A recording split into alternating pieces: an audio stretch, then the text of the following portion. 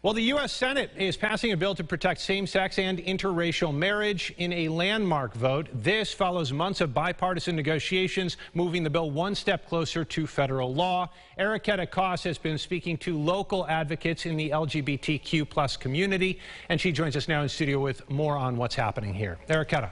Good evening. The proposal would put into law protections for same-sex marriages that were initially handed down by the Supreme Court in 2015. These are protections some fear would be lost following the High Court's recent decision to overturn Roe v. Wade. The bill now heads to the House and could be voted on as soon as next Tuesday. It's the start, but it's not the end.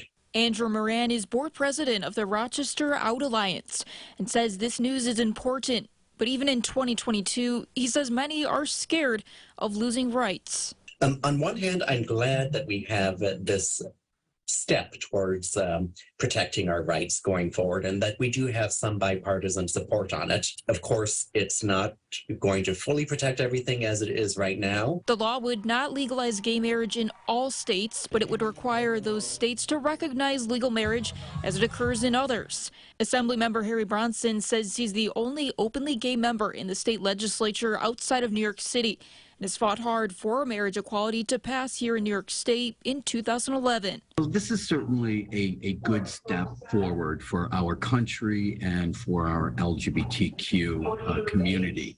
It doesn't go as far as I would have liked it to go, but it's a really good start. He says it's important Congress is doing this following High Court's decisions to overturn Roe v. Wade. There were other issues that they would be looking at, and gay marriage was one of them. Both Bronson and Moran say they're thankful, but hoping for a broader codification someday for all states. It's sad that we are here where we have to be in this defensive position. And after the House passed the bill with the backing of 47 Republicans, Democrats in the upper chamber pushed to do the same before midterm elections, but were unable to win the 10 votes needed from Senate Republicans. Those Republicans arguing a need for more religious freedom protections. A bipartisan group of 5 senators leading the charge crafted an amendment that ultimately persuaded enough Republicans to support the broader bill. Adam. All right, Eriqueta, thank you. Now the House has to vote on the Senate version of this bill. We'll keep you updated when that happens.